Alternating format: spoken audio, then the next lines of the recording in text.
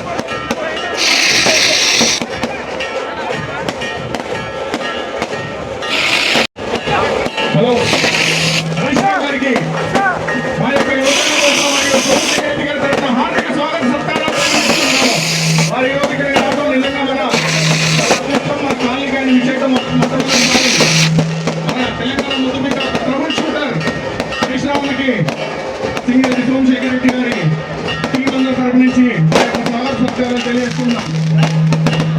జై తెలంగాణ, జై తెలంగాణ, జై హరీష్ అన్న, జై హరీష్ అన్న.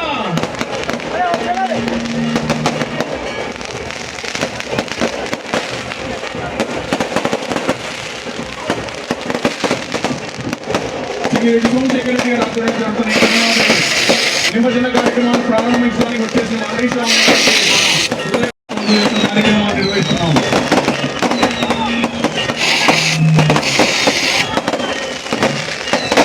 మన తెలంగాణ టైగర్ పన్నీర్ హరీష్ రావు గారికి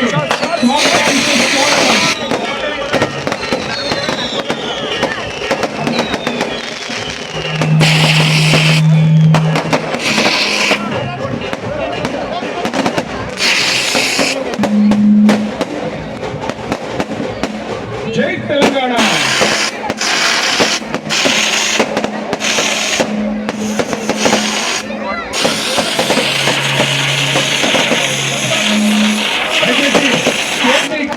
కోరుతున్నాం హరీష్ రావు గారు ఆయన ఇబ్బంది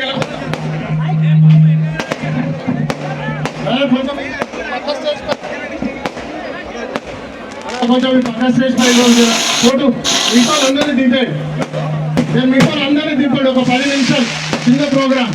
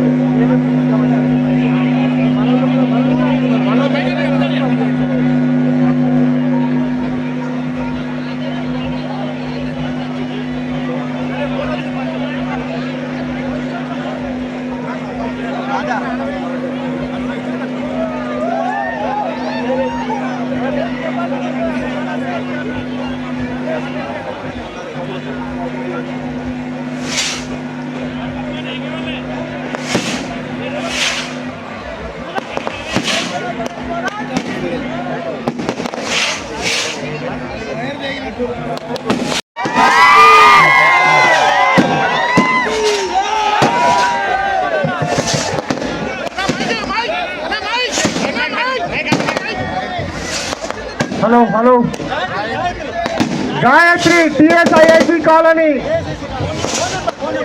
phone number 9848524291 Gayatri congratulation token number 545 serial number 545 Gayatri TSIIC colony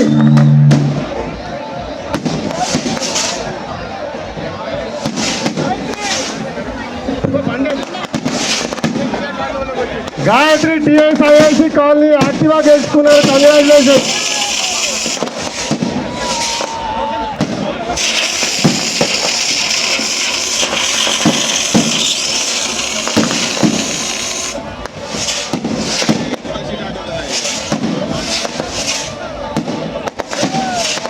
అందరికీ నమస్కారం మరి మన రాష్ట్రంలో ఎప్పుడు ఏ విపత్తు వచ్చినా ఎప్పుడు ఏ అవసరం వచ్చినా ట్రబుల్ షూటర్ గా పిలువబడే హరీష్ రావు గారు మరి మన ముందుకు వచ్చారు. నిజంగా హరీష్ రావు గారు ఇంత సమయం కేటాయించి మరి మన వద్దకు వచ్చినందుకు వారు నిజంగా పేరు ఇక్కడికి వచ్చిన వాళ్ళందరికీ కూడా వారితో పాటు ధన్యవాదాలు తెలుపుతున్నాం. ఇప్పుడు హరీష్ రావు గారిని మన రాష్ట్ర పరిస్థితులను ఉద్దేశించి ఒక 2 మాటలు మాట్లాడాల్సిందిగా కోరుతున్నాం.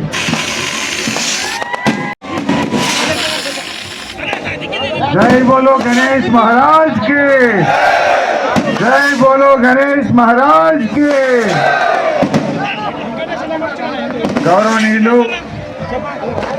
స్థానిక కార్పొరేటర్ శిరీష గారి,